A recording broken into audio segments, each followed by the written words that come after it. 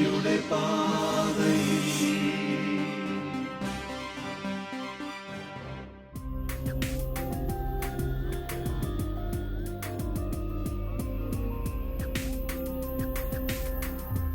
ഈശോ മിശിഹായ്ക്ക് സ്തുതിയായിരിക്കട്ടെ.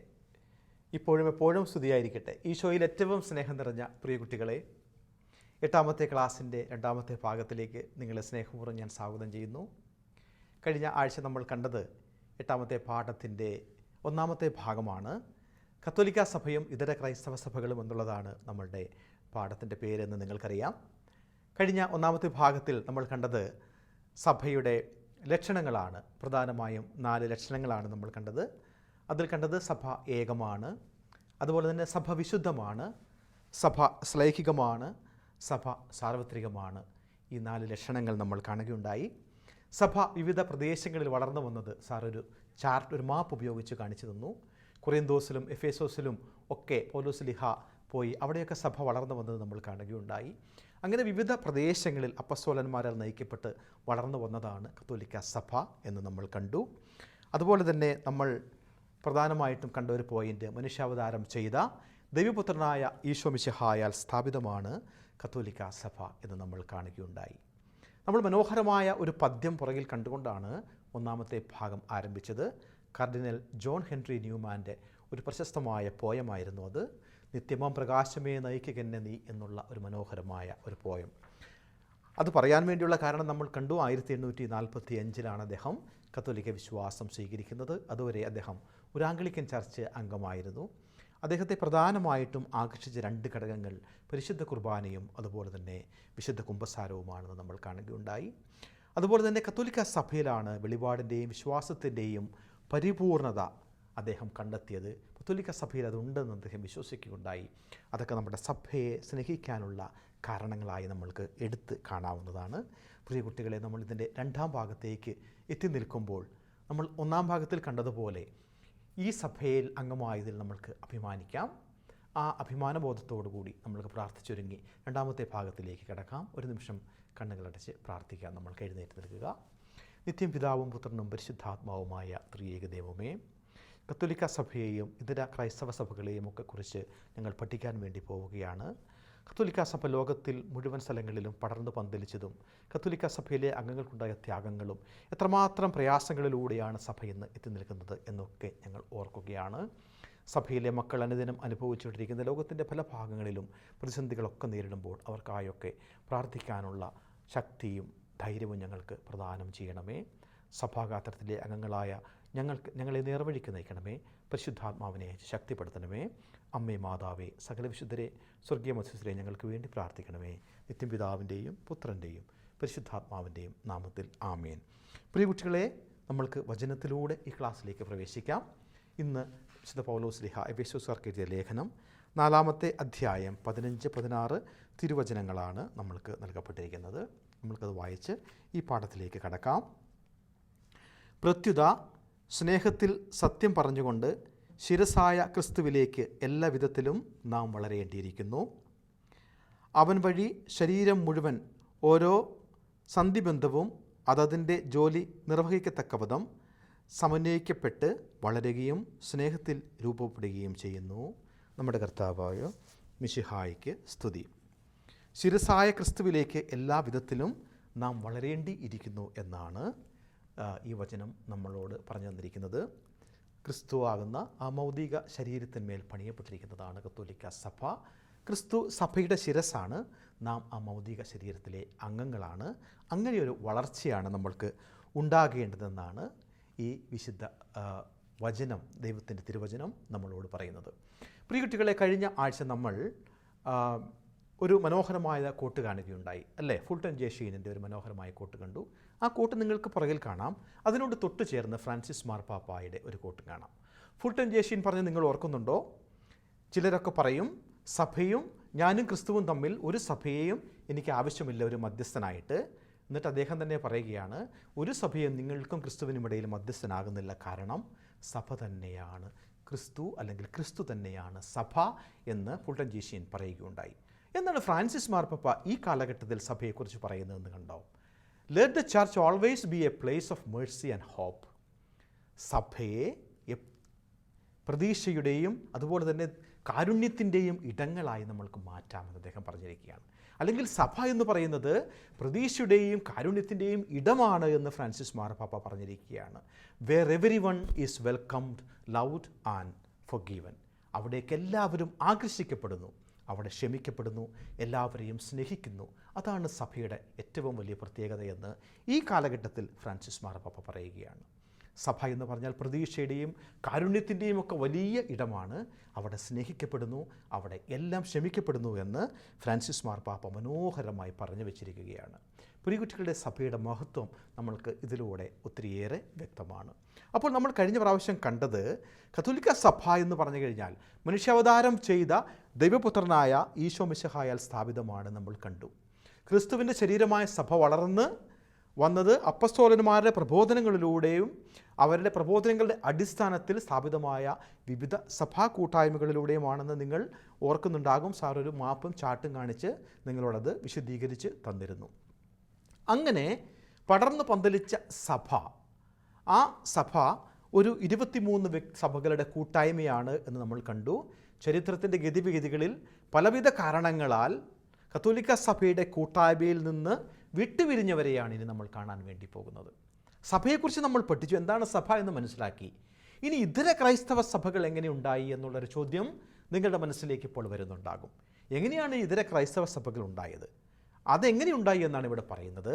ചരിത്രത്തിൻ്റെ ഗതിവിഗതികളിൽ പലവിധ കാരണങ്ങളാൽ, നിങ്ങൾ ഓർക്കുന്നുണ്ടാകും നമ്മൾ പ്രൊട്ടസ്റ്റൻ്റ് വിപ്ലവത്തെക്കുറിച്ചൊക്കെ പഠിച്ചത്, ലൂതറിൻ്റെ ആശയങ്ങളെ സാറ് പറഞ്ഞത് നിങ്ങളൊരു പക്ഷേ ഓർക്കുന്നുണ്ടാകും. 2 ആശയമാണ് ലൂതർ മുമ്പോട്ട് വെച്ചത്.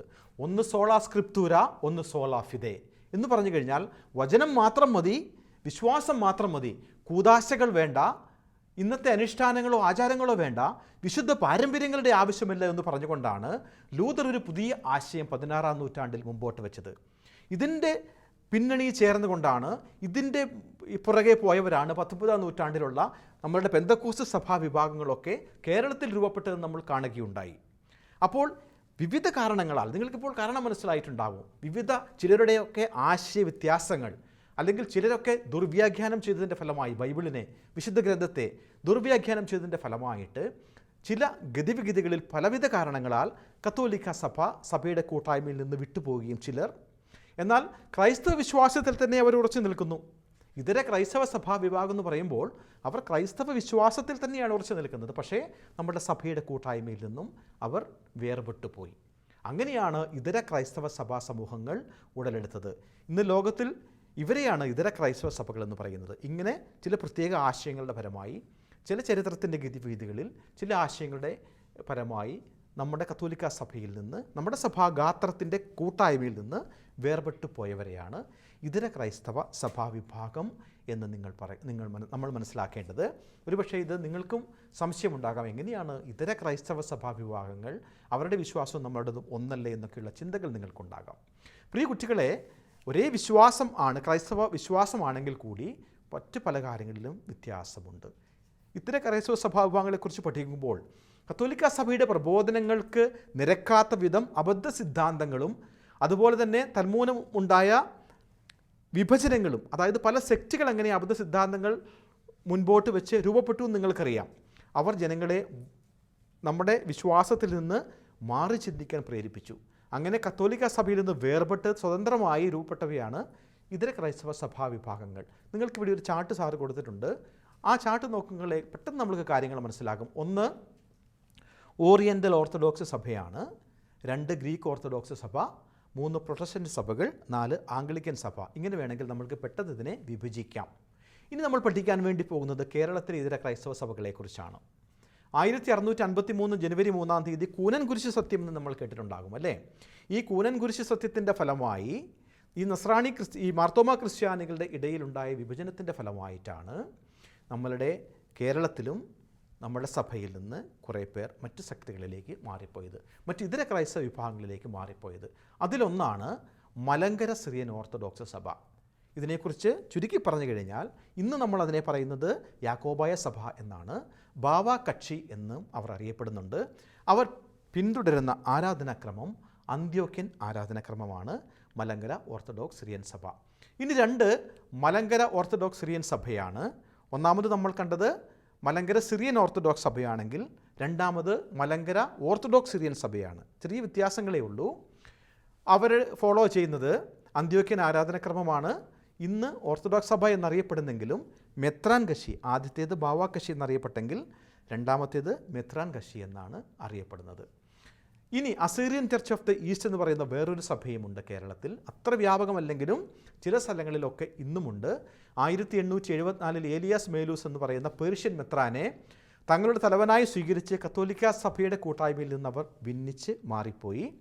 അവരാണ് അസീറിയൻ ചർച്ച് ഓഫ് ഈസ്റ്റ് എന്ന് അറിയപ്പെടുന്ന സഭ. ഇനി മാർത്തോമ സുറിയാനി സഭ എന്ന് നിങ്ങൾ കേട്ടിട്ടുണ്ടാകും. വളരെ കോമൺ ആയിട്ട് മാർത്തോമ ക്രിസ്ത്യാനികൾ എന്നും കേട്ടിട്ടുണ്ടാകും. ഈ മാർത്തോമ സുറിയാനി സഭ യാക്കോബായ സഭയിലെ ഒരു വിഭാഗം പ്രൊട്ടസ്റ്റൻ്റ് ആശയങ്ങളിൽ ആകൃഷ്ടരായിട്ട് ആംഗ്ലിക്കൻ സഭയിൽ ചേർന്ന് യാക്കോബായ സഭയുടെയും പ്രൊട്ടസ്റ്റൻ്റ് സഭയുടെയും കൂടെ കൂടി ഒരു മിക്സ് എന്ന് വേണമെങ്കിൽ പറയാം. അങ്ങനെ രൂപീകരമായ സഭയാണ് ഈ മാർത്തോമ സുറിയാനി സഭ എന്ന് പറയുന്നത്. പ്രിയ കുട്ടികളെ, വേറൊരു സഭ നമ്മളുടെ കേരളത്തിലുള്ളത് CSI ചർച്ച് എന്നൊക്കെ നിങ്ങൾ കണ്ടിട്ടുണ്ടാകും. പല സ്ഥലങ്ങളിലും എഴുതി വച്ചിരിക്കുന്ന ബോർഡുകളൊക്കെ നിങ്ങൾ കണ്ടിട്ടുണ്ടാകും. CSI സൗത്ത് ഇന്ത്യൻ മഹാ ഇടവക എന്നൊക്കെ അവർ അറിയപ്പെടുന്നു. ഇതൊരു ആംഗ്ലിക്കൻ സഭയാണ്. British Methodist, south India Methodist എന്നിങ്ങനെയുള്ള പേരുകളിലൊക്കെ ഇവരറിയപ്പെടുന്നുണ്ട്. പിന്നെ ചർച്ച്, ബാസ്റ്റൺ മിഷൻ എന്നീ സഭകൾ ചേർന്ന് ദക്ഷിണേന്ത്യയിൽ രൂപം കൊടുത്തു. എന്നാണെന്നറിയാവോ? 1947 മദ്രാസിൽ രൂപമെടുത്തു. ഈ സഭയ്ക്ക് കേരളത്തിൽ ദക്ഷിണ കേരള മഹാ ഇടവക, മധ്യ കേരള മഹാ ഇടവക, ഉത്തര കേരള മഹാ ഇടവക, പൂർവ്വ കേരള മഹാ ഇടവക എന്നിങ്ങനെ 4 മഹാ ഇടവകകളാണ് ഉള്ളത്. ഇതാണ് CSI ചർച്ച് എന്ന് പറയുന്നത്. പ്രിയ കുട്ടികളെ, ഇതാണ് പല സഭാവിഭാഗങ്ങൾ കത്തോലിക്ക സഭയിൽ നിന്ന് കത്തോലിക്ക സഭയിൽ നിന്ന് വേർപെട്ടു പോയി പല കാരണങ്ങളാൽ പല സഭാ സമൂഹങ്ങളായി രൂപപ്പെട്ടത് എന്ന് രത്നച്ചുരുക്കത്തിൽ നിങ്ങൾ മനസ്സിലാക്കുക. കൂടുതൽ പാഠം വായിക്കുമ്പോൾ നിങ്ങൾക്ക് ഏകദേശം എല്ലാ കാര്യങ്ങളും ബോധ്യപ്പെടുന്നതാണ്. ഇനി ഒരു പ്രധാനപ്പെട്ട പോയിൻ്റ് എക്യുമെനിസത്തെക്കുറിച്ചാണ്. എക്യുമെനിസം എന്ന് നമ്മളെല്ലാം കേട്ടിട്ടുണ്ട്. നമ്മളുടെ ബെനഡിക്റ്റ് 16 മാർപ്പാപ്പയാണ് ഈ കാലഘട്ടത്തിൽ ഏറ്റവും കൂടുതൽ സഭാ കൂട്ടായ്മകൾ, സഭകൾ തമ്മിലുള്ള ഇൻ്റർ ചർച്ച് ഡയലോഗ്സ്, മറ്റ് സഭകൾ തമ്മിലുള്ള ഐക്യം നിലനിർത്താൻ കൂടുതൽ പാടുപെട്ട വിശുദ്ധ ബെനഡിക്റ്റ് മാർപ്പാപ്പയെ നമ്മൾക്ക് ഇപ്പോൾ ഓർക്കാം. കത്തോലിക്ക സഭയിൽ നിന്നും ഭിന്നിച്ചു പോയ സഭകളുടെ സഭയും മാതൃക സഭയും, കത്തോലിക്ക സഭയിൽ നിന്ന് ഭിന്നിച്ചു പോയ മറ്റു സഭയും മാതൃസഭയായ കത്തോലിക്ക സഭയും തമ്മിൽ ഐക്യം വളർത്തി കൂട്ടായ്മയിൽ കഴിയേണ്ടതിനെ അല്ലെങ്കിൽ എത്തിച്ചേരേണ്ട ആവശ്യകതയാണ് എക്യുമെനിസം എന്നതുകൊണ്ട് അർത്ഥമാക്കുന്നത്. നമ്മളിപ്പോൾ കണ്ടു, പല കാരണങ്ങൾ കൊണ്ട് സഭയിൽ നിന്ന് വേർപെട്ടു പോയെന്ന് കണ്ടു. എന്നാൽ മാതൃസഭയായ കത്തോലിക്ക സഭയും ആ വേർപെട്ട് പോയ സഭകളും തമ്മിലുള്ള ഡയലോഗ് അല്ലെങ്കിൽ അവർ തമ്മിലുള്ള ഐക്യം നിലനിർത്തേണ്ടതിനെയാണ് എക്യുമെനിസം എന്ന് പറയുന്നത്. പ്രിയപ്പെട്ട കുട്ടികളെ, ഈ പാഠത്തിൽ ഏറ്റവും പ്രധാനപ്പെട്ട ഒരു പോയിന്റിലേക്ക് വരികയാണ്. അത് ലാസ്റ്റ് പോയിൻ്റാണ്. അതൊരു ചോദ്യമാണ്. Why should I become A Catholic? എന്തുകൊണ്ട് ഞാനൊരു കത്തോലിക്കനായിരിക്കണം എന്നുള്ളൊരു ചോദ്യം നമ്മളുടെ മുമ്പിൽ വയ്ക്കുകയാണ്. എന്തുകൊണ്ടാണ് ഞാനൊരു കത്തോലിക്കനായിരിക്കേണ്ടത്? അത് കൃത്യമായി നമ്മൾ മനസ്സിലാക്കിയിരിക്കേണ്ടതാണ്. ഒന്ന്, കത്തോലിക്ക സഭ ശ്ലൈഹിക പാരമ്പര്യം കാത്തു സൂക്ഷിക്കുന്നു, അതുകൊണ്ട് ഞാനൊരു കത്തോലിക്കനായിരിക്കണം. 2, ഈശോ മിശിഹ സ്ഥാപിച്ചതാണ് പരിശുദ്ധ കത്തോലിക്ക സഭ, അതുകൊണ്ട് ഞാൻ കത്തോലിക്കനായിരിക്കണം. 3, മാർപ്പാപ്പയാലും മെത്രാന്മാരാലും നയിക്കപ്പെടുന്നു, ശ്ലൈഹിക പാരമ്പര്യം പിന്തുടരുന്നു, അതുകൊണ്ട് ഞാനൊരു കത്തോലിക്കനായിരിക്കണം. 4, ശുശ്രൂഷ പൗരോഹിതം നിലനിൽക്കുന്ന ഏക സഭ പരിശുദ്ധ കത്തോലിക്ക സഭയാണ്. 5, ജീവൻ്റെ നീർച്ചാലുകളായ കൂദാശകൾ കത്തോലിക്ക സഭയിൽ പരികർമ്മം ചെയ്യപ്പെടുന്നു. 6, ഈശോ നൽകിയ രക്ഷ പൂർണ്ണതയിൽ സഭയിലൂടെ ലഭിക്കുന്നു. 7, സഭയുടെ ശിരസ് ക്രിസ്തുവും ശരീരവും ശിരസുമായി ചേർന്ന് നിൽക്കണം. നമ്മൾ പഠിച്ചു, സഭയുടെ ശിരസ് ക്രിസ്തുവാണ്, അതുകൊണ്ട് ശരീരവും ശിരസും തമ്മിൽ ചേർന്ന് നിൽക്കണം. അതുകൊണ്ട് ആ സഭാഗാത്രത്തിലെ അംഗങ്ങളെന്ന നിലയിൽ നമ്മൾ കത്തോലിക്കരായിരിക്കണം. ഇങ്ങനെ 7 കാരണങ്ങൾ കൊണ്ട് നമ്മൾ കത്തോലിക്കരായിരിക്കണം. അതാണ് ഈ പാഠത്തിൻ്റെ അവസാനം നമ്മൾ കാണുന്ന പോയിൻ്റ്. പ്രിയ കുട്ടികളെ, ഈ 7 കാരണങ്ങൾ കൊണ്ട് നമ്മൾക്ക് കത്തോലിക്കരായിരിക്കാം. ഈശോയുടെ സ്നേഹം നമ്മൾക്ക് സഭയിലൂടെ അനുഭവിക്കാം. കൂദാശകളിൽ നമ്മൾക്ക് കരുത്ത് ആർജിക്കാം. ശ്ലൈഹികമായി പിന്തുടർന്നു വന്ന പാരമ്പര്യമുള്ള പരിശുദ്ധ കത്തോലിക്ക സഭയെ നമ്മൾക്ക് സ്നേഹിക്കാം. നമ്മൾക്ക് ഒരു വചനം ലഭിക്കുകയാണ്. വിശുദ്ധ യോഹന്നാൻ്റെ സുവിശേഷം 15-ാമത്തെ അധ്യായം 1-ാമത്തെ തിരുവചനമാണ്. ഈ ആഴ്ച മുഴുവൻ നിങ്ങൾ ധ്യാനിക്കുക. ഞാൻ സാക്ഷാൽ മുന്തിരിച്ചെടിയും എൻ്റെ പിതാവ് കൃഷിക്കാരനുമാണ്. ഈശോ മുന്തിരിച്ചെടിയാണ്, നമ്മളൊക്കെ ആ മുന്തിരിച്ചെടിയിലെ ശാഖകളുമാണ്. ആ ശാഖകളൊക്കെ തായ്തടിയോട് ചേർന്ന് നിൽക്കണം എന്ന് നമ്മൾ കാണാറുണ്ട്. അതുകൊണ്ട് നമ്മൾക്കും സഭയോടും ഈശോയോടും ചേർന്ന് നിൽക്കാം. അതാണ് ഈ പാഠത്തിലൂടെ നമ്മൾക്ക് മനസ്സിലാക്കി തരുന്ന ദൈവവചനം. പ്രിയ കുട്ടികളെ, ഈ പാഠം നമ്മൾക്ക് നൽകുന്ന ബോധ്യം ഇതാണ്: ഈശോ സ്ഥാപിച്ച സഭ ഏകവും വിശുദ്ധവും ശ്ലൈഹികവും സാർവത്രികവുമാണ് എന്നുള്ള ബോധ്യം നമ്മൾക്ക് വേണം. നമ്മളുടെ മനോഭാവം ഇതായിരിക്കണം: ഈ കത്തോലിക്ക സഭയിൽ, ഈ പരിശുദ്ധമായ കത്തോലിക്ക സഭയിൽ അംഗമായതിൽ നമ്മൾക്ക് അഭിമാനിക്കാം, നമ്മൾക്ക് സ്നേഹിക്കാം, പരസ്പരം ചേർന്ന് നിൽക്കാം. നല്ല ശീലവും നമ്മൾക്കുണ്ടാക്കാം. മാർപ്പാപ്പയ്ക്ക് വേണ്ടിയും വൈദികർക്ക് വേണ്ടിയും പ്രാർത്ഥിക്കാം. കത്തോലിക്ക സഭയുടെ ഐക്യത്തിന് വേണ്ടി, എക്യുമെനിസത്തിന് വേണ്ടി നമ്മൾക്ക് പ്രാർത്ഥിക്കാം. ഇതാണ് ഈ പാഠം നമ്മൾക്ക് നൽകുന്ന ബോധ്യവും മനോഭാവവും, നമ്മൾ അനുവർത്തിക്കേണ്ട ശീലവും. പ്രിയ കുട്ടികളെ, വീണ്ടും ഒരിക്കൽ കൂടി നമ്മൾക്ക് കണ്ടുമുട്ടാൻ ഇടവരട്ടെ. ഈശോ മിശിഹായിക്ക് സ്തുതിയായിരിക്കട്ടെ.